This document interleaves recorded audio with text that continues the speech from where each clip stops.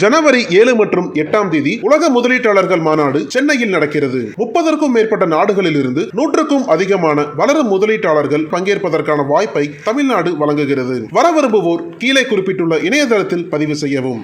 குறைந்த விலை, நிறைந்த தரம், தங்கள் தேவைகள் அனைத்தும் ஒரே இடத்தில். ஜெயச்சந்திரன் டெக்ஸ்டைல்ஸ்.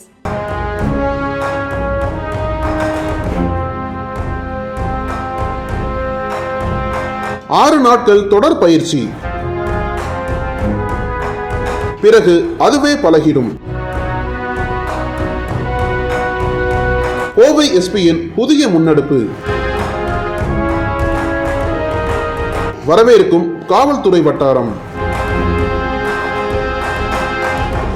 கோவை மாநகர பகுதியில் சுமார் 1000க்கும் மேற்பட்ட போலீசார் பணிபுரிந்து வருகின்றனர். சட்டம் ஒழுங்கு, போக்குவரத்து உள்ளிட்ட பிரிவுகளில் பணியாற்றும் போலீசாருக்கு உடல்நலம் மற்றும் மன அழுத்தத்தை கருத்தில் கொண்டு மாவட்ட காவல் கண்காணிப்பாளர் பாலகிருஷ்ணன் பல்வேறு உடல்நலம் சார்ந்த நடவடிக்கைகளை முன்னெடுத்து வருகிறார். அந்த வகையில் கடந்த 2023ஆம் ஆண்டு போலவே இந்த ஆண்டும் ஜனவரி 2ஆம் தேதி தொடங்கி ஜனவரி 7ஆம் தேதி வரை தொடர்ந்து 6 நாட்கள் நடைபெறும் காவலர்களுக்கான யோகா பயிற்சியை தொடங்கி வைத்தார். இந்த யோகா பயிற்சி முகாமை தொடங்கி மட்டும் வைத்துவிட்டு மாவட்ட காவல் கண்காணிப்பாளர் பாலகிருஷ்ணன் கடந்து சென்று விடாமல் தானும் கலந்து கொண்டு யோகா பயிற்சியில் காவலர்களுடன் ஈடுபட்டார். பின்னர் காவலர்களுடன் அதிகாலையிலேயே புத்துணர்ச்சி உரையாற்றினார். அதில் யோகாவின் முக்கியத்துவத்தை காவலர்களுக்கு எளிதில் புரியும் வகையில் எடுத்துரைத்தார். இந்த யோகா பயிற்சியில் மாநகர காவல் துணை ஆணையர் சண்முகம், மாநகர ஆயுதப்படை உதவி ஆணையாளர் சேகர் மற்றும் ஆய்வாளர்கள், உதவி ஆய்வாளர்கள், போலீசாரான 500க்கும் மேற்பட்ட போலீசார் கலந்து கொண்டு யோகா பயிற்சியில் ஈடுபட்டனர்.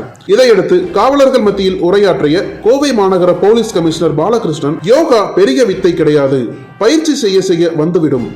உடற்பயிற்சி போன்றுதான் யோகா பயிற்சி. நிறைய ஆராய்ச்சிகள் யோகாவின் பலன்களை எடுத்து கூறியிருக்கிறது. தொடர்ந்து பயிற்சிகளில் ஈடுபடுங்கள். இந்த யோகா பயிற்சியானது ஜனவரி 2ஆம் தேதி தொடங்கி ஜனவரி 7ஆம் தேதி வரை தொடர்ந்து 6 நாட்கள் கோவை மாநகர ஆயுதப்படை கவாத்து மைதானத்தில் நடைபெறும். அதிகாலை 6:45 மணி முதல் 7:45 மணி வரை யோகா ஆசிரியர்கள் மூலம் கற்றுத்தரப்படும். இதனை கற்றுக்கொண்டு காவலர்கள் தொடர்ந்து யோகா பயிற்சியை விடாமல் செய்ய வேண்டும் என கூறினார். இது குறித்து யோகா பயிற்சியில் ஈடுபட்ட காவலர்கள் பேசுகையில், கோவை மாவட்ட காவல் கண்காணிப்பாளராக பாலகிருஷ்ணன் பொறுப்பேற்றதிலிருந்து காவலர்கள் நலம் சார்ந்து முன்னெடுப்புகளை எடுத்து வருகிறார். அந்த வகையில் கடந்த ஆண்டு யோகா பயிற்சி மையங்கள் தொடங்கியது போல இந்த ஆண்டின் தொடக்கத்திலேயே யோகா பயிற்சி முகாமை தொடங்கி இருக்கிறார். இது மிகவும் வரவேற்கத்தக்க நிகழ்வு.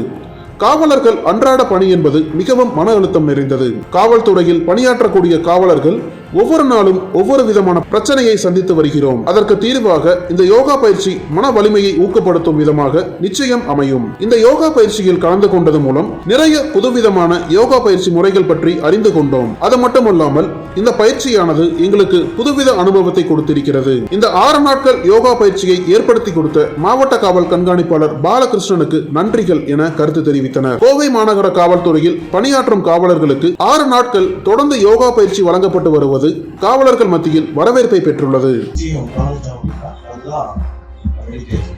பெரிய வித்தை கிடையாது. செய்ய செய்ய பயிற்சி செய்ய செய்ய எப்படி நம்ம ஒரு உடல் பயிற்சி செய்ய செய்ய அது நமக்கு பழக்கமாகி போது, அதே போலதான் மனப்பயிற்சி தொடர்ந்து பண்ணீங்கன்னா அதனுடைய பயன்கள் நிறைய வெளிநாடுகளிலும் சரி நம் நாட்டிலையும் சரி நிறைய ஆராய்ச்சிகள் நடந்திருக்கிறது. அந்த மூளையினுடைய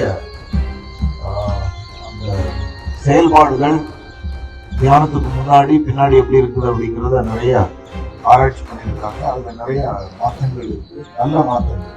அதனால தொடர்ந்து செய்யறது. அனல் பறக்கும் செய்திகளை அப்டேட் செய்து கொள்ள நக்கீரன் களத்தை இப்பவே சப்ஸ்கிரைப் பண்ணுங்க.